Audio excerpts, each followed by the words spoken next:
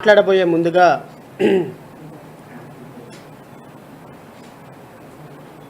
ఒక చిన్న స్టోరీ చెప్పాలనేది ఈ సందర్భంగా నాకు అనిపించింది. ఒక చిన్న స్టోరీ చెప్పాలనేది ఈ సందర్భంగా నాకు అనిపించింది. సహజంగా ఒక అడవికి సింహం రాజుగా ఉంటాడు. కానీ దురదృష్టం ఏంటంటే ఈ ఆంధ్రప్రదేశ్ అనే అడవికి గుంటనక్క రాజుగా ఉంది. ఈ గుంటనక్క పాపం సరే నక్క తెలివితేటలన్నీ వాడి ఈ ఆంధ్రప్రదేశ్ రాష్ట్రంలోకి అధికారంలోకి వచ్చింది. అధికారంలోకి రావట కదా ఆ అడవిని. సో ఆ పిల్లులకి భోజనం పెట్టాల్సిందో బ్రెడ్ ఇవ్వాల్సిందో ఎవరు అంటే ఆ గుంటనక్కే. ఎందుకంటే అడవిలో ఉన్న జంతువులన్నీ కూడా సంపాదించిందంతా తీసుకొచ్చి అక్కడ పెడితే ఆ గుంటనక్క రాజు హోదాలో అన్ని జంతువులకి కొద్దిగా పెట్టేటువంటి బాధ్యత ఆ గుంటనక్కదే. ఈ గుంటనక్క తెలివితేటలు ప్రతి సందర్భంలోనూ చూపిస్తూనే ఉంటారు. ఎక్కడ ఒక చోట ఆగదు. ఏదో ఒక సందర్భంలో ఈ పిల్లులు నేను గుంటనక్కను కదా, ఈ పిల్లులు ఈ అడవికి రాజు అవుతుందేమో అని చెప్పేసి ఈ పిల్లుల మధ్య గొడవ పెట్టాలని గుంటనక్క అనుకుని ఒక పిల్లిని పిలిచింది. ఏంటి నువ్వు ఇంత సన్నగా ఉన్నావు, నీ పక్క పిల్లి చూడు ఎంత లావుగా ఉందో, నువ్వు ఇంత సన్నగా ఉంటానికి కారణం అదిగా పక్క పిల్లే, నీకు పెట్టిందంతా అదే లాక్కొని తింటుంది అని చెప్పింది. అసలు వాస్తవంగా భోజనం పెట్టాల్సింది ఎవరు? ఆ గుంటనక్కే. ఈ గుంటనక్క చెప్పినటువంటి మాటలకి పిల్లుల మధ్య గొడవ వచ్చేసింది. ఇప్పుడు గుంటనక్క యొక్క పరిస్థితి ఏంటి అంటే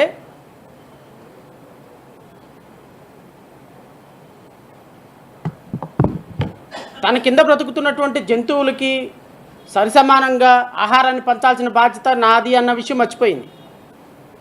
వీళ్ళు నా ఏలుబడిలో ఉన్నారు అన్న విషయం మర్చిపోయింది. ఎవరెవరైతే రాజ్యాధికారంలోకో లేకపోతే ఎవరెవరైతే అడవికి మహారాజు అయితే అవకాశం ఉందో ఆ అమాయకమైనటువంటి జంతువుల మధ్య తగువులు పెట్టి నీకు పెట్టిన ఆహారం వాళ్ళు తింటున్నారు, వాళ్ళకి పెట్టిన ఆహారం నిన్ను తింటున్నారని వాళ్ళ మధ్య గొడవలు పెట్టి వాళ్ళు ఎప్పటికీ కూడా ఆ అడవికి మహారాజు కాకుండా చేసినటువంటి పన్నాగంలో ఆ గుంటనక్క సక్సెస్ అయింది. నేను చెప్పినటువంటి కథలో గుంటనక్క చంద్రబాబు నాయుడు అయితే పాపం అమాయకమైనటువంటి రెండు పిల్లులు మాలామాదిగలు. ఎందుకంటే ఈ రాష్ట్రంలో మాలలకి కానీ మాదిగలకి కానీ సరి సమానమైనటువంటి ఉద్యోగ అవకాశాలు పంచాల్సింది, లేదా ఆర్థిక అసమానతలు తొలగించాల్సింది, అస్పృశ్యత తొలగించాల్సింది, వాళ్ళ జీవన ప్రమాణాలు మెరుగుపరచాల్సింది పాలకులే కదా. ఈ రాష్ట్రానికి 15 సంవత్సరాలు ముఖ్యమంత్రిగా పనిచేసినటువంటి చంద్రబాబు నాయుడు ఈ రాష్ట్రాన్ని పరిపాలించినటువంటి ఇతర ముఖ్యమంత్రులు ఈ రాష్ట్రంలో 20% ఉన్నటువంటి ఎస్సీల మధ్య 8% ఉన్నటువంటి ఎస్టీల మధ్య చిచ్చు పెట్టి వీళ్ళు రాజ్యాధికారంలోకి రాకుండా చూడాలనేటువంటి ఒక దుర్మార్గకరమైనటువంటి ప్రయోజనాలతో చేస్తున్నటువంటి పాముల ఆటలో బలైపోతుంది ఎవరు అంటే దళిత కులాలు. నిన్నగాక మొన్న చంద్రబాబు నాయుడు బిల్లు ప్రవేశపెట్టినప్పుడు మాట్లాడినటువంటి అబద్ధపు మాటలు, అన్యాయపు మాటలు, దురదృష్టకరమైన మాటలు అన్నీ కూడా రాష్ట్ర ప్రజల దృష్టికి తీసుకురావాల్సినటువంటి బాధ్యత మా మీద ఉంది. కాబట్టి ఖచ్చితంగా ఒక రాజకీయ పార్టీగా జేబీఎంరావు భారత పార్టీగా చంద్రబాబు నాయుడు ప్రభుత్వం తీసుకున్నటువంటి నిర్ణయం, ఎందుకంటే నో డౌట్ ఈ ఎస్సీ వర్గీకరణకి ఆద్యుడు, మాదిగ కులాలు జీవితమంతా ఎప్పటికీ కూడా జాత్యధికారంలోకి రాకుండా శాశ్వతంగా సమాధి కట్టినటువంటి దుర్మార్గుడు చంద్రబాబు నాయుడే, నో డౌట్ అబౌట్ ఇట్. దానికి ఆజ్యం పోసింది పక్కనే ఉన్నటువంటి పవన్ కళ్యాణ్, దానికి నిప్పట్టించింది కేంద్రంలో ఉన్నటువంటి భారతీయ జనతా పార్టీ.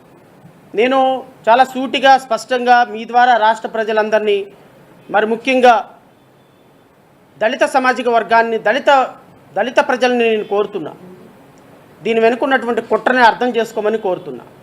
ఈ దేశంలో రమారమి 140 కోట్ల మందిలో 2011 సెన్సస్ ప్రకారంగా 40 కోట్ల మంది దళిత బిడ్డలు ఉన్నారు. 40 కోట్ల మంది దళిత బిడ్డల్లో రమారమి దేశ జనాభాలో 23.5% ఆక్యుపై చేసుకున్నటువంటిది దళిత జనాభా. ఈరోజు కాకపోతే ఏరో ఒక రోజు ఏకతాటి మీదకు వచ్చే ప్రమాదం ఉందన్నటువంటి విషయాన్ని నరేంద్ర మోడీ ముందే గమనించాడు. దానికి చంద్రబాబు నాయుడు ఆజ్యం పోశాడన్న విషయం దళిత సమాజం తెలుసుకోవాలి. 2011-14 సంవత్సరంలో భారతీయ జనతా పార్టీకి దేశవ్యాప్తంగా 23,77,00,000 ఓట్లు రావటం, ఈ దేశానికి నరేంద్ర మోడీ ప్రధానమంత్రి అవ్వటం ఆన్ రికార్డ్. అంటే భారతీయ జనతా పార్టీకి 23 కోట్ల ఓట్లు వస్తే ఈ దేశంలో ప్రధానమంత్రి అయ్యారు.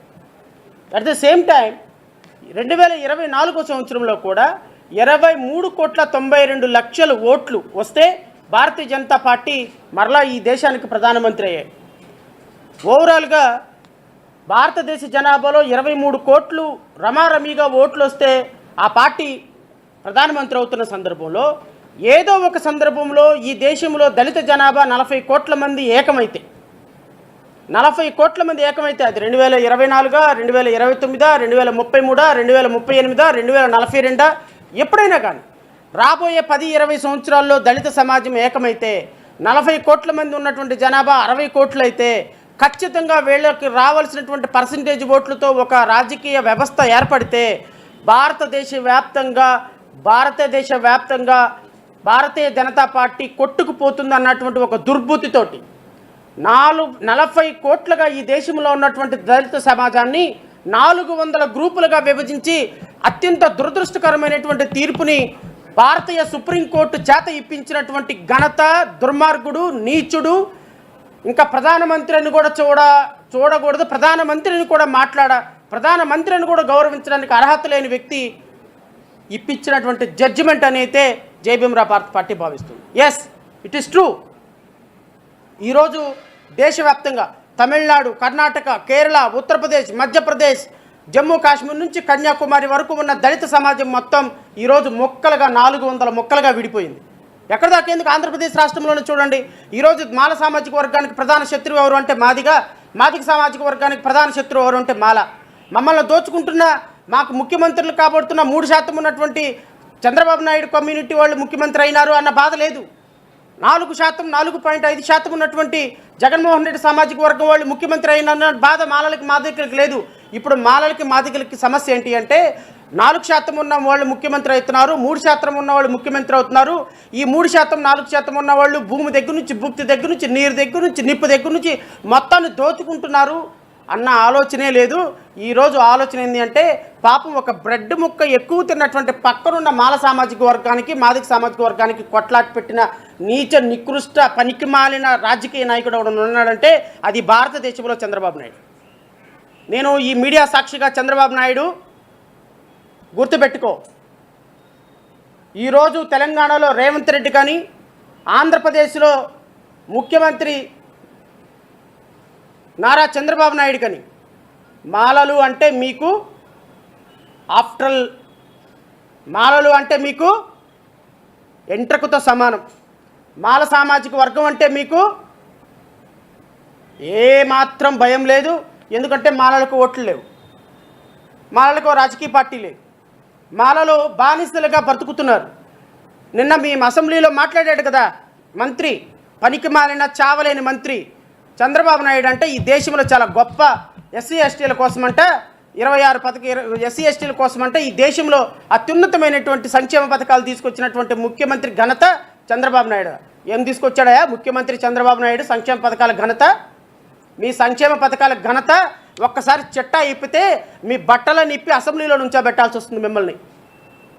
దుర్మార్గంగా మీ చంద్రబాబు నాయుడు చేసినటువంటి పనిని సిగ్గు లేకుండా అసెంబ్లీలో ఇంకా పొగుడుతున్నారా? సిగ్గు లేకుండా అసెంబ్లీలో ఇంకా విభజన బిల్లు మీద అద్భుతంగా మాల సామాజిక వర్గం ఎమ్మెల్యేలు మాట్లాడుతున్నారా? నేను మీ ద్వారా మాల సామాజిక వర్గాల్ని, దళిత సమాజాన్ని కోరుతున్నా. రాబోయే కాలంలో బోత్ ఆంధ్ర అండ్ తెలంగాణ మాలలు అంటే వీళ్ళకి అన్నం తినేసిన తర్వాత అరిటాకుకున్న విలువ కూడా లేని మీలాంటి వ్యక్తులు ఓట్లు వేయబట్టి ఈరోజు రాజకీయ పార్టీలు ఈరోజు కనీసంగా రేపు భవిష్యత్తులో మాల సామాజిక వర్గానికి చెందిన బిడ్డల రిజర్వేషన్ల పరిస్థితి ఏంటి, మాదిక సామాజిక వర్గాలకు సంబంధించిన పిల్లలు క్రిమిలేయర్ పరిస్థితి ఏంటి, రేపొద్దున క్రిమిలేయర్ ప్రవేశపెట్టి ఈ దుర్మార్గకరమైన జడ్జిమెంట్తో రాష్ట్రంలో రిజర్వేషన్లు, దేశంలో రిజర్వేషన్లు ఎత్తేసే ప్రక్రియకి శ్రీకారం చుడితే దాన్ని సపోర్ట్ చేస్తున్న మందకృష్ణ మాదిగ, దాన్ని సపోర్ట్ చేస్తున్న తెలుగుదేశం పార్టీ, దానికి ఆజ్యం పోస్తున్న పవన్ కళ్యాణ్, దానికి ఆజ్యం పోస్తున్నటువంటి భారతీయ జనతా పార్టీ ఈరోజు దళిత సమాజాన్ని నిట్ట నిలువున పెట్రోల్ వేసి తగలబెడుతుంటే మనం మాత్రం తెలుగుదేశం పార్టీలో, భారతీయ జనతా పార్టీలో, జనసేన పార్టీలో చక్కగా పార్టీల్లో నాయకులకి ఓట్లేసి మనం ఇళ్లలో కూర్చొని మన బిడ్డల్ని రోడ్ల మీదకి అడుక్కు తినడానికి పంపిస్తుంటే ఎక్కడికి వెళ్ళిపోతుంది దళిత సమాజం అనేటువంటి వేదన తోట ఈరోజు ప్రెస్ మీట్ పెట్టాల్సి వచ్చింది. ఈరోజు ప్రెస్ మీట్ పెట్టడానికి ఒకే ఒక కారణం, ఈరోజు మన బిడ్డల భవిష్యత్తు ఏమైపోతుందన్న ఆలోచన చంద్రబాబు నాయుడుకి లేదు. అక్కడ సుప్రీంకోర్టు జడ్జిమెంట్ ఇచ్చి మరుక్షణం దీనిని ఇంప్లిమెంట్ చేస్తారని చెప్పినటువంటి రేవంత్ రెడ్డి సుప్రీంకోర్టు ఇంకా బయటికే రాలా. సుప్రీంకోర్టు జడ్జిమెంట్ ఇచ్చింది, టీవీలో స్క్రోలింగ్ వస్తుంది మధ్యాహ్నం, సాయంత్రం 4 గంటలకు అసెంబ్లీలో ప్రకటన చేశాడు మేము వర్గీకరణ అమలు చేస్తున్నామని. అంటే అర్థం ఏంటి? మీ మాలలు, మన మాలలు, మన దళిత జాతి అంటే ఎంట్రకతో సమానమైనటువంటి ఈ తెలుగుదేశం పార్టీని, కాంగ్రెస్ పార్టీని ఊరి పొలిమేరలు దాటేంత వరకు కూడా రాజకీయ సమాధి చేయాల్సినటువంటి బాధ్యత మాల సామాజిక వర్గంలో, దళిత సామాజిక వర్గంలో ప్రతి ఒక్కరి మీద ఉంది అని మీరు గుర్తుపెట్టుకోండి. చంద్రబాబు నాయుడు ఎక్కడికి పోదు, నారా లోకేష్ ఎక్కడికి పోరు, పవన్ కళ్యాణ్ ఎక్కడికి పోరు, పురంధేశ్వరి, మోడీ, ఇంకా వాళ్ళకి 33 నాయకులు ఉంటారు కాబట్టి వాళ్ళ పేర్లు ఏదైనా కానీ, భారతీయ జనతా పార్టీ మీరు ఎక్కడికి పోరు, మా కబంధ హస్తాల్లో నుంచి మీరు ఎక్కడికి పోరు. నేను గుర్తుపెట్టుకో, నేను చంద్రబాబు నాయుడుకి ఒకటే మాట చెప్తున్నా, మాల సామాజిక వర్గాన్ని, మాదిక సామాజిక వర్గాన్ని 59 ఉపకులాలని టచ్ చేసి ఈరోజు మా 80 లక్షలుగా ఉన్నటువంటి వ్యక్తుల యొక్క మనోభావాలు దెబ్బతీసినందుకు కాను నేను ఈరోజు చెప్తున్నాను, తెలుగుదేశం పార్టీకి చివరి ముఖ్యమంత్రి నారా చంద్రబాబు నాయుడు, చివరి ముఖ్యమంత్రి నారా చంద్రబాబు నాయుడు. ఇక ఈ రాష్ట్రంలో మాలలు అనేవాళ్ళు రాజకీయంగా తెలుగుదేశం పార్టీని భూస్థాపితం చేయటానికి పంతం పూనారు. 2028 2029లో జమిలీ వస్తే 1 సంవత్సరం ముందుగా పోతారు, జమిలీ రాకపోతే 1 సంవత్సరం ఎక్కువగా పోతారు, 1 సంవత్సరం ఇంకొక సంవత్సరం ముఖ్యమంత్రిగా ఉంటారు, అంతవరకే. కానీ మాలల దెబ్బ మీ అబ్బ కనిపించేట్టుగా 2029 బోత్ తెలంగాణ అండ్ ఆంధ్ర ఉండకపోతే మేము అంబేద్కర్ వారసులమే కాదు, చూసుకోండి. చంద్రబాబు నాయుడు నిన్న అసెంబ్లీలో చెప్పినటువంటి అంశం, రాష్ట్ర జనాభా మొత్తం మొన్న మీరు పట్టినటువంటి 2024-25 బడ్జెట్లో 3,22,359 కోట్లు మొత్తం టోటల్ బడ్జెట్. ఈ బడ్జెట్లో ఫిజికల్ డెఫిసిట్ తీసేస్తే రమారమి 68,783 కోట్ల రూపాయలు తీసేస్తే రమారమి రాష్ట్ర ఆదాయం, receipt excluding borrowings, revenue deficit, the gross state domestic product, ఈ ఓవరాల్గా మొత్తం చూసుకుంటే రాష్ట్ర ఆదాయం రమారమి 2,60,000 కోట్ల రూపాయలు ఆదాయంగా, రాష్ట్ర ఆదాయంగా చూపించారు మొన్న బడ్జెట్లో చూపించినటువంటి ఈ ఆదాయానికి నేను మాట్లాడేదానికి ఏంటి సంబంధం అని అడిగితే దానికి నా దగ్గర ఒక లాజిక్ ఉంది. మీ అందరికీ తెలుసు, 2013 సంవత్సరంలో ఈ దేశంలో ఎస్సీ ఎస్టీ సప్లాన్ నిధులు కోసం Andhra Pradesh scheduled caste sub plan and tribal sub planning allocation and utilisation of financial resources act 2013. ఈ 2013 యాక్ట్ ద్వారా ఆంధ్రప్రదేశ్ రాష్ట్రంలో, అంటే కంబైన్డ్ స్టేట్ ఆఫ్ ఆంధ్రప్రదేశ్లో వచ్చిన ఈ చట్టం ద్వారా ఆంధ్రప్రదేశ్ రాష్ట్రంలో ఎస్సీలకి ఎస్టీలకి ప్రపోర్షనేట్గా వాళ్ళ జనాభా ప్రకారం బడ్జెట్లో ఎలాకేషన్ జరగాలి. సెక్షన్ 3 ఏం చెప్తుందో కూడా నేను ఒకసారి మీ చదివి వినిపిస్తా ఫర్ బెటర్ అండర్స్టాండింగ్. ఎందుకు అంటే ఇది చాలా రెలవెంట్ కాబట్టి ఈ సందర్భంగా నేను గుర్తు చేయాల్సి వస్తుంది. Year marking of schedule caste sub plan, tribal sub plan from plan outline. The state shall in every financial year earmark in such manner as may be prescribed a portion of the total plan outlines of the state which shall be proportionate to the state scheduled caste and scheduled tribe population of the state. అంటే section 3 ప్రకారంగా schedule tribe, schedule క్యాస్ట్లకు సంబంధించినటువంటి సప్లాన్ని section 3 ప్రకారంగా వాళ్ళు ప్రపోర్షనేట్గా వాళ్ళకి allocation చేయాలి, బడ్జెట్లో allocation చేయాలి. బడ్జెట్లో అలోకేషన్ చేయాలని సెక్షన్ 3 చెప్తున్నప్పుడు అంటే 2 లక్షల రమారమి 2,50,000 కోట్ల బడ్జెట్లో ఆంధ్రప్రదేశ్ రాష్ట్రంలో ఎస్సీలకి షెడ్యూల్ క్యాస్ట్కి ఎక్స్క్లూజివ్గా కేటాయించాల్సినటువంటి బడ్జెట్ రమారమి 20,000 కోట్ల రూపాయలు ఒక సంవత్సరానికి. 20,000 కోట్ల రూపాయలు కేటాయించాల్సిన పరిస్థితుల్లో 2023వ సంవత్సరం అంటే ఈ బడ్జెట్ ఎప్పుడైతే 2013 చట్టం కేవలం 10 సంవత్సరాలు మాత్రమే అమల్లో ఉంది. గత ప్రభుత్వం అంటే జగన్మోహన్ రెడ్డి గారి ప్రభుత్వం ఈ సప్లాన్ని ఆంధ్రప్రదేశ్ ఆర్డినెన్స్ యాక్ట్ నెంబర్ 1/2023 ప్రకారంగా మరొక 10 సంవత్సరాలు ఎక్స్టెండ్ చేశారు. అంటే 2023లో ఎక్స్పైర్ అయిపోయినటువంటి చట్టం గత ప్రభుత్వంలో జగన్మోహన్ రెడ్డి మళ్ళీ దీన్ని 10 సంవత్సరాలు ఎక్స్పాండ్ చేసి 2023 నుంచి 2033 వరకు సప్లాన్ చట్టాన్ని అమలుపరిచారు. ఈ చట్టాన్ని అమలుపరుచుతున్న పరిస్థితుల్లో ఇప్పుడున్నటువంటి ముఖ్యమంత్రి చంద్రబాబు నాయుడు కేవలం 323 కోట్ల రూపాయల బడ్జెట్ అలోకేషన్ చేసి 20,000 కోట్ల రూపాయల బడ్జెట్ అలోకేషన్ చేయాల్సినటువంటి పరిస్థితుల్లో తూతు మంత్రంగా 323 కోట్ల రూపాయలు చేసి చప్పట్లు కొడుతుంటే బల్లలు సర్దుకుంటుంటే ఏం మాట్లాడాలండి? నేను చంద్రబాబు నాయుడిని అడుగుతున్నా, ఎస్సీలకి ఎస్టీలకి నువ్వు చేసినటువంటి సంక్షేమ పథకాలు గత ప్రభుత్వం రద్దు చేసిన 23 పథకాలు 26 పథకాలు రద్దు చేసిన పథకాలు ఒక్క పథకం అన్న పునరుద్ధరించావా? మీ మీ మీ మీ మేనిఫెస్టోలో ఏం పెట్టుకున్నారండి? వర్గీకరణ జిల్లాల వారీగా మీ మేనిఫెస్టోలో పెట్టుకున్నారు. మరి జిల్లాల వారీగా కోత ఈరోజు రాష్ట్ర వ్యాప్తంగా ఎందుకు చేస్తున్నారు వర్గీకరణ? ఇంతకుముందు దేవిప్రసాద్ గారు చెప్పారు ఏమని, 2024 ఆగస్టు 1వ తారీఖు సుప్రీంకోర్టు జడ్జిమెంట్ వచ్చిన తర్వాత సుప్రీంకోర్టు ఏం చెప్పిందండి? సుప్రీంకోర్టు ఏం చెప్పింది? రాష్ట్ర ప్రభుత్వాలు వర్గీకరణ చేసుకోవచ్చు. వర్గీకరణ చేసుకోవాలి అంటే ఏం చేయాలి రాష్ట్ర ప్రభుత్వాలు? నేను ఇది కూడా చదివి వినిపిస్తా. సుప్రీంకోర్టు చెప్పినటువంటి మాటలు కూడా మీ అందరూ కూడా వినాలి. సుప్రీంకోర్టు ఏం చెప్పింది? రాష్ట్ర ప్రభుత్వాలు చేసుకోవచ్చు, వర్గీకరణ చేసుకోవచ్చు. ఎలా చేసుకోవచ్చు రాష్ట్ర ప్రభుత్వాల వర్గీకరణ? that for doing so the state will have to justify that the group for which more beneficial treatment is provided inadequately represented as compared to the earlier caste in the set list. That while doing so the state will have to justify what they are doing so the state will have to justify same on the basis of empirical data that a subclass in whose favor such more beneficial treatment is provided is not adequately represented.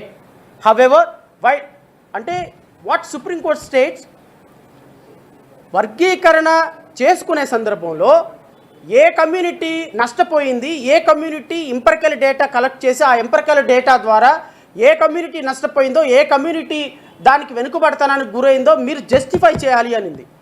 August 1 తర్వాత ఈ judgement వచ్చిన తర్వాత నేను అడుగుతున్న చంద్రబాబు నాయుడిని, August 1 తర్వాత మీరు ఏమైనా గణన చేశారా? కులగణన చేశారా? ఆగస్టు 1 తర్వాత ఏమైనా డేటా తయారు చేశారా? ఆగస్టు 1 తర్వాత మాలలు ఎంతమంది ఉన్నారు, మాదిగలు ఎంతమంది ఉన్నారు, రెల్లివాళ్ళు ఎంతమంది ఉన్నారు, 59 కలెక్ట్ చేయకుండా తూతు మంత్రంగా తీసుకొచ్చి డ్రైనేజ్లో నీళ్లు తీసుకొచ్చి శంఖంలో పోసి ఆర్ఆర్ మిశ్రా కమిషన్ రూపంలో ఒక 4 పేపర్లు తీసేసేసి కొట్టుకు సావండి మేము వర్గీకరణ చేస్తున్నాం, నువ్వు ఇదిగో ఈ కులం, ఏ కులం, బి కులం, సి కులం, దీంట్లో 29 మంది, దాంట్లో 18 మంది, దాంట్లో 12 మంది అని పెట్టేసేసి మీ ఇష్టం వచ్చినట్టు రిజర్వేషన్ చేస్తే సుప్రీంకోర్టు జడ్జిమెంట్లు అమలుపరిచినట్ట చంద్రబాబు నాయుడు అని అడుగుతున్నాను. నెంబర్ 1. నెంబర్ 2, గత ప్రభుత్వంలో జగన్మోహన్ రెడ్డి ప్రభుత్వం రాష్ట్ర ప్రభుత్వాన్ని కులాల గణన చేయమని నేను మళ్ళీ ఈ జీవో ద్వారా చూస్తున్నాను. జీవోఎంఎస్ నెంబర్ 17 డేటెడ్ 21/2023 సంవత్సరం. అంటే గత ప్రభుత్వం జగన్మోహన్ రెడ్డి ప్రభుత్వం జీవో ద్వారా సెంట్రల్ గవర్నమెంట్ని రిక్వెస్ట్ చేసింది ఏమని, while the government is earmarking for launching the proposed caste based survey in the state, a resolution was also prepared AP State Legislative Assembly in the November 2021 requesting central government of India to take up caste based census while conducting the general census of 2021. అంటే 2021లో general census తీసుకోవాల్సిన central government దానితో పాటుగా ఎస్సీల్లో ఉపకులాల్లో ఎంతమంది ఉన్నారు, దాన్ని కూడా మీరు take up చేయండి అని రాష్ట్ర ప్రభుత్వం సెంట్రల్ గవర్నమెంట్ అడుగుతూ అసెంబ్లీ రిజల్యూషన్ పాస్ చేసి సెంట్రల్ గవర్నమెంట్కి పంపించింది. సెంట్రల్ గవర్నమెంట్ దగ్గర ఈ రిజల్యూషన్ పెండింగ్ ఉండగా క్యాస్ట్ డేటా లేకుండా 59 ఉపకులాల్లో ఎంతమంది ఉన్నారో తెలియకుండా, ఏబిసిడీల వర్గీకరణలో ఎంతమంది అన్యాయం అయిపోతున్నారో ఎంపిరికల్ డేటా తెలియకుండా, స్టాటిస్టికల్ రిపోర్ట్ తెలియకుండా రంజన్ మిశ్రా కమిటీ అని ఒకటి వేసి మందకృష్ణ మాదిగా ఇంట్లో కూర్చొని రాసిచ్చినటువంటి తెలుగు టైపింగ్ మొత్తాన్ని తీసుకొచ్చి కమిటీ రిపోర్ట్లో పెట్టి నేను అసెంబ్లీలో చప్పట్లు కొడుతూ పవన్ కళ్యాణ్తో సహా, మరి ఆయనకి ఏం తెలుసో ఏమో నాకు అర్థం కావటంలా, ఆ మహానుభావుడికి మరి ఆ మహానుభావుడు చదువుకున్నది ఎంతో నాకు తెలీదు, ఆ మహానుభావుడు నాలెడ్జ్ ఏంటో నాకు తెలీదు. పాపం ఏదో 4 సినిమాలు హిట్ అయ్యేటప్పటికీ ఈ రాష్ట్రంలో అసెంబ్లీలో కూర్చునే అర్హత సాధించిపోయినాడు. ఆయన క్రెడిబిలిటీ ఏంటి, ఆయన స్థాయి ఏంటి, ఆయన చదువేంటి, ఆయన నాలెడ్జ్ ఏంటి, ఆయన ఎన్ని లక్షల పుస్తకాలు చదివాడో నాకైతే తెలియదు. కానీ ఈ ఎస్సీ ఎస్టీ రిజర్వేషన్ల మీద ఈ రోజు వరకు కాస్ట్ బేస్డ్ డేటా లేదన్నటువంటి కనీస పరిజ్ఞానం కూడా లేకుండా అసెంబ్లీ మాట్లాడుతున్నారు అంటే, అసెంబ్లీ దీన్ని బిల్లు పాస్ చేసిందంటే, చర్చ లేకుండా ఆర్డినెన్స్ ఇచ్చింది అంటే, ఇంతకంటే దౌర్భాగ్యం ఇంకేమైనా ఉంటుందా? 164 సీట్లు మీకున్నాయి.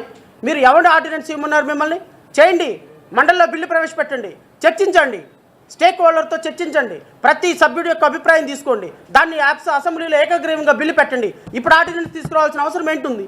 దొడ్డుదారుని ఆర్డినెన్స్ తీసుకురావాల్సిన అవసరం ఏంటుంది? అంటే ఆర్డినెన్స్ తీసుకొచ్చేసి దాన్ని 4 నెలల తర్వాత చట్టం చేసేసేసి తన్నుకు చావండ్రా తలంబరాలు పోసామని చెప్పేటువంటి ఒక దుర్మార్గమైన పరిస్థితుల్లో ఈరోజు దళిత సమాజాన్ని వదిలేసినటువంటి తెలుగుదేశం పార్టీ, ఎన్డీఏ కూటమి, లేకపోతే కూటమి ప్రభుత్వానికి ఈ వేదిక నుంచి నేను చెప్తున్నా, పవన్ కళ్యాణ్ కానీ చంద్రబాబు నాయుడు కానీ నిన్న అసెంబ్లీలో చప్పట్లు కొట్టిన ప్రతి ఒక్కడికి రాజకీయ సమాధి నిన్నటితో జరిగింది. ఇక రాజకీయంగా ఈ రాష్ట్రంలో మీకు భవిష్యత్తు లేదు. 2014 సంవత్సరంలో కాంగ్రెస్ పార్టీ ఆంధ్రప్రదేశ్ని విభజించి తెలంగాణ ఇచ్చి ఎలా సర్వనాశనం అయిపోయిందో, ఎలా తన కుంపటిని తనే నిప్పు పెట్టుకుందో, ఎలా భస్మాసురుడు హస్తం చేసుకుందో, రేపు ఉదయం 2025లో విభజన చట్టాన్ని చేసి ఇక్కడ తెలుగుదేశం పార్టీ, అక్కడ కాంగ్రెస్ పార్టీ భస్మాసుర హస్తాన్ని నెత్తిన పెట్టుకున్నాయి.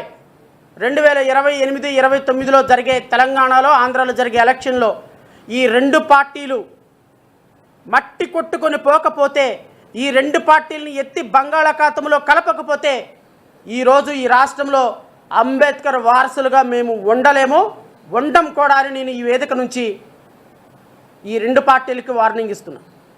వెయిట్ చేయండి. నేను గౌరవ మాజీ ముఖ్యమంత్రి జగన్మోహన్ రెడ్డి గారిని కూడా కోరుతున్నా, మీరు ఇమ్మీడియట్గా వర్గీకరణ మీద స్టాండ్ తీసుకోవాల్సిన పరిస్థితి ఉంది. మేము గోడ మీద పిల్లుల్లాగా ఉంటాము, మేము అటు వెళ్తాము, ఇటు వెళ్తాము, మేము ఆ రోజు చెప్పినట్టుగా ఆర్టికల్ 3 ప్రకారం ఆంధ్రాని తెలంగాణని విడగొట్టండి, ఎవరికి నష్టం లేకుండా చేస్తామంటే కుదరదు. జగన్మోహన్ రెడ్డి గారు, మీరు మీ సామాజిక వర్గానికంటే ఎక్కువగా మాల సామాజిక వర్గం మిమ్మల్ని అట్టిపెట్టుకుంది.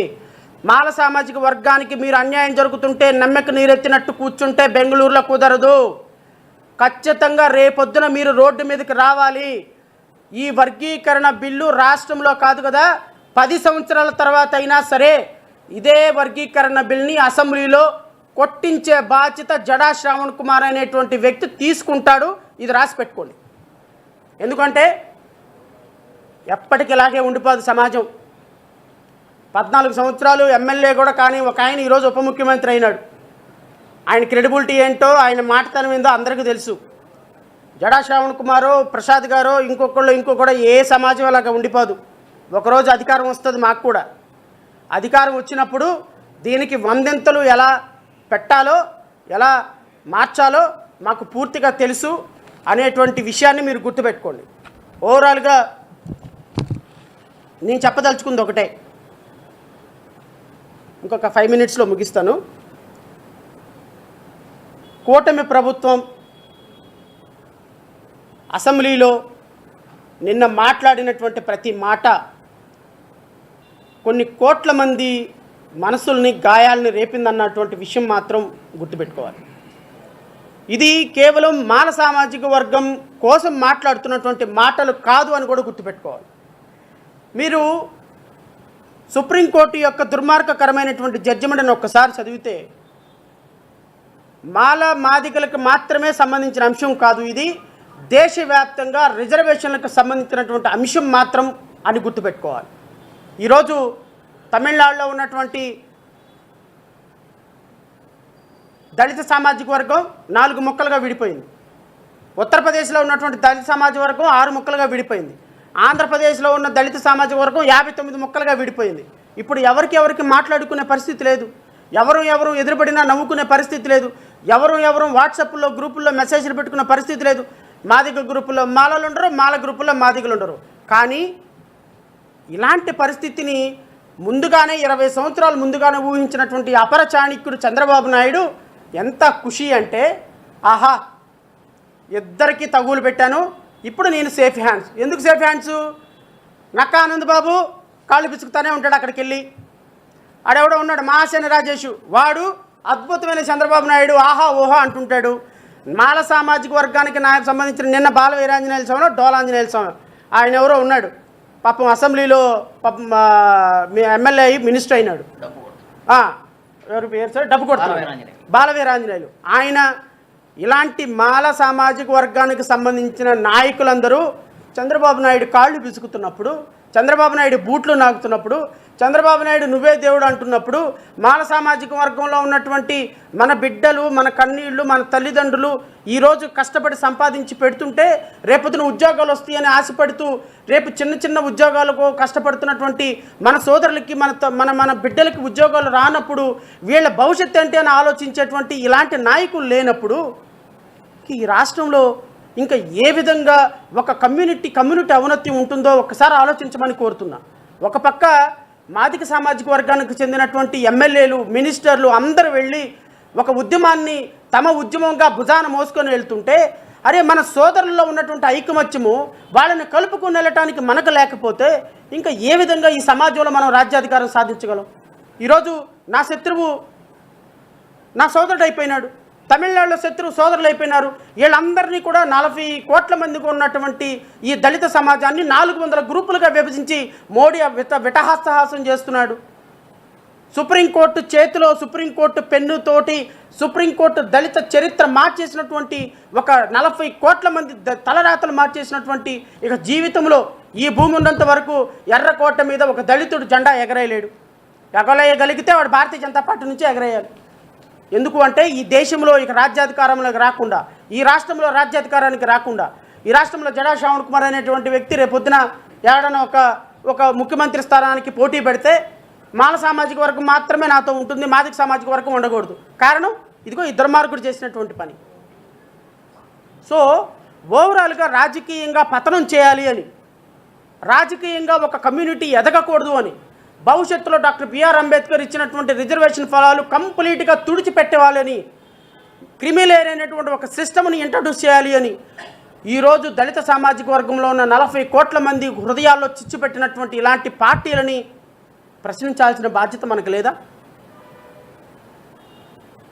ఏమండి, 4% ఉన్నటువంటి ఒక కమ్యూనిటీ 1956 నుంచి భూమి దగ్గర నుంచి, భుక్తి దగ్గర నుంచి, పొలం దగ్గర నుంచి, ల్యాండ్ దగ్గర నుంచి, మైనింగ్ దగ్గర నుంచి వాట్ నాట్ అండి. మీరు రండి, 14 లక్షల హెక్టార్ల భూమి, కనీసం 10,000 ఎకరాలు ఒక దళిత కుటుంబాల దగ్గర లేవే. 4% ఉన్నటువంటి మీరు రాజ్యాధికారాన్ని వెళ్తున్నారు, 4% ఉన్నటువంటి మీ దగ్గర భూమి ఉంది, 4% ఉన్న మీ దగ్గర ప్రాజెక్టులు, A+1 కాంట్రాక్టర్లు, డాక్టర్లు, లాయర్లు, జడ్జిలు, ఇంకా సుప్రీంకోర్టు జడ్జిలు మీరే, హైకోర్టు జడ్జిలు మీరే, సినిమా ఫీల్డ్లో మీరే, ఇంకా ఫీల్డ్లో మీరే, బిజినెస్లో మీరే, కన్స్ట్రక్షన్లో మీరే, అన్నిట్లో మీరే, ఇంజనీరింగ్ కాలేజీలు మీయే, మెడికల్ కాలేజీలు మీయే, కార్పొరేట్ స్కూల్స్ మీయే, వాట్ నాట్. మరి దీంట్లో విభజన చేయరా?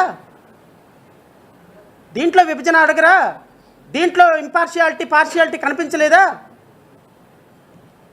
సమాజంలో కేవలం దళిత సామాజిక వర్గంలో మాలలే మాదిగలను దోచుకుంటున్నారు, మాదిగలే పాపం అన్యాయం అయిపోతున్నారు. 59 ఉపకులాలు మాత్రమే ఇంపార్షియల్గా ఈ దేశంలో, పార్షియల్గా ఈ దేశంలో ఒకరినొకరు దోచుకుంటున్నాయి. పాపం మీరు ఎవరిని దోచుకోవటంలా, ఎవరి సొమ్ము దోచుకోవటంలా, చంద్రబాబు నాయుడు దోచుకోవటంలా, నారా లోకేష్ దోచుకోవటంలా, పవన్ కళ్యాణ్ దోచుకోవటంలా, భారతీయ జనతా పార్టీ దోచుకోవటంలా, మీరు ఎవరిని దోచుకోవటంలా. మీరు మాత్రం సత్యహరిచంద్రులు దోచుకుంటున్న కులాలు మాత్రం ఇవి. ఒక్కసారి ఆలోచించమని కోరుతున్నా. ప్రజలారా, ఈరోజు చంద్రబాబు నాయుడు నిన్న తెలుగుదేశం పార్టీకి గత 5 సంవత్సరాలు అండగా ఉన్నది మేమే.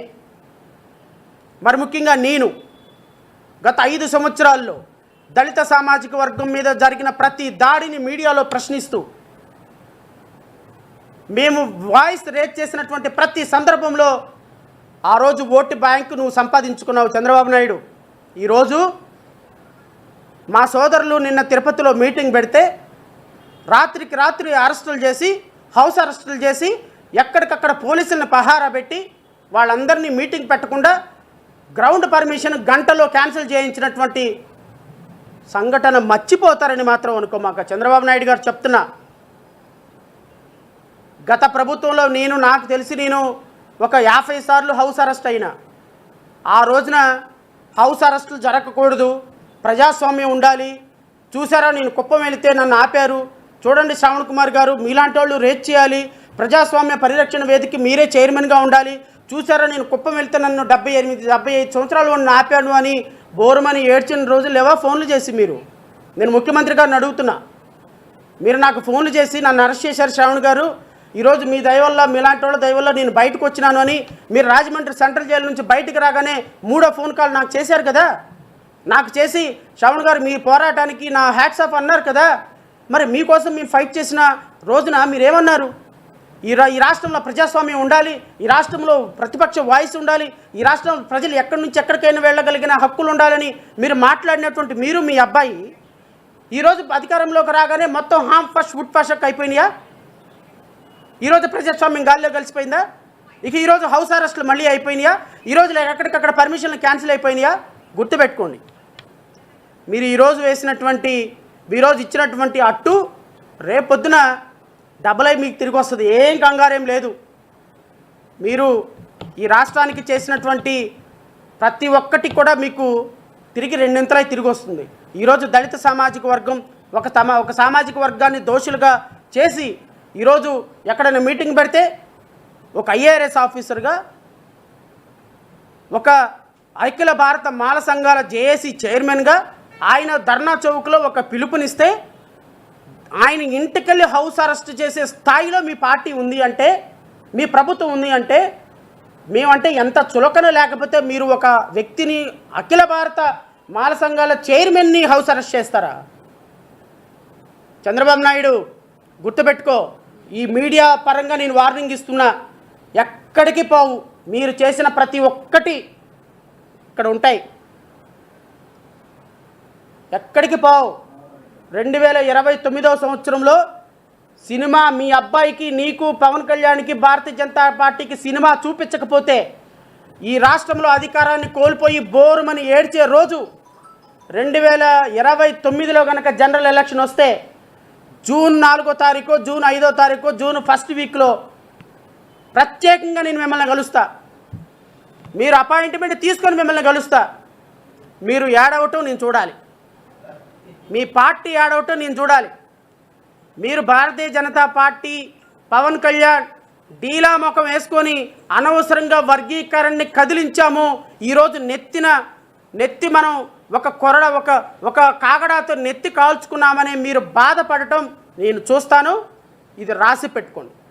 రాష్ట్ర ప్రజలందరికీ కూడా కోరుతున్నా, ఇది ఒక వర్గం కోసం చేసేటువంటి పోరాటం కాదు. ఇది ఒక సామాజిక వర్గం, ఒక దళిత సామాజిక వర్గం రాజ్యాధికారాన్ని కోల్పోయేటువంటి ఒక అద్భుత అవకాశాన్ని ఈరోజు కూటమి ప్రభుత్వ రూపంలో మేము కోల్పోయామని చెప్పినటువంటి బాధ ఎక్కడికి పోరు. భవిష్యత్తులో మాదిగా 59 ఉపకులాలు ఉమ్మడిగా పోరాటం చేస్తాం. ఇది ఒక వర్గానికి సంబంధించినటువంటి క్రేవింగ్ కాదు. ఇది మొత్తం రాజ్యాధికారానికి, ఒక రిజర్వేషన్ సిస్టమ్కి, ఒక క్రిమిలేయర్ అనే సిస్టమ్కి విఘాతం కలిగించి భవిష్యత్తులో మేము రాజ్యాధికారానికి రాకుండా చేయాల్సినటువంటి ఒక దుర్మార్గకరమైన చర్యల్ని ఏకం చేసి, ఖండించి, పూర్తిగా మేము ప్రజల్లోకి వచ్చి పోరాటం చేసి ఈ రాజ్యాధికారాన్ని సాధించేదానికి ఎవ్రీ పాసిబుల్ వేలో మేము ప్రయాణం చేస్తామని మీ అందరికీ కూడా తెలియజేస్తూ, కూటమి ప్రభుత్వం చేసినటువంటి దుర్మార్గపు చట్టాన్ని పూర్తిగా వ్యతిరేకిస్తూ న్యాయ పోరాటం ఖచ్చితంగా చేస్తాం. ప్రసాద్ గారు చెప్పినట్టుగా గవర్నర్ని కలుస్తాం, హైకోర్టులో కేసులు వేస్తాం, అవసరమైతే సుప్రీంకోర్టుకు వెళ్తాం, అవసరమైతే రాష్ట్రపతిని కలుస్తాం. ఈ పోరాటం ఎప్పటికీ ఆగదు. ఆగదు. ప్రజల భాగస్వామ్యంతో, ప్రజాస్వామ్యవాదుల భాగస్వామ్యంతో, కలిసి వచ్చే రాజకీయ పార్టీల భాగస్వామ్యంతో నేను మళ్ళీ కోరుతున్నా. నేను సిపిఐ, సిపిఎం చిన్న పార్టీలని, అవసరమైతే వైఎస్ఆర్సీపీని కూడా కలిసి ఖచ్చితంగా ఈ వర్గీకరణకు వ్యతిరేకంగా మద్దతు కూడగొట్టే పనిని రాజకీయంగా, సామాజికంగా, న్యాయపరంగా, చట్టపరంగా తీసుకువెళ్తామని, దేవిప్రసాద్ గారి నాయకత్వంలో మేమందరం పనిచేయడానికి సిద్ధంగా ఉన్నాం. వారి నాయకత్వాన్ని మేము పూర్తిగా ఆమోదిస్తున్నాం. భవిష్యత్తులో వారు ఏ పిలుపునిచ్చినా మాకు ఒక రాజకీయ పార్టీగా మేము చేయడానికి సిద్ధంగా ఉన్నామని వారికి మీ ద్వారా రాష్ట్ర ప్రజలకు తెలియజేస్తూ, నాకు ఈ అవకాశం ఇచ్చినటువంటి మీడియా సోదరులందరికీ హృదయపూర్వకంగా నమస్కారాలు తెలియజేసుకుంటూ, మిత్రులు ఏవైనా ప్రశ్నలు అడగాలి అంటే అడగొచ్చు.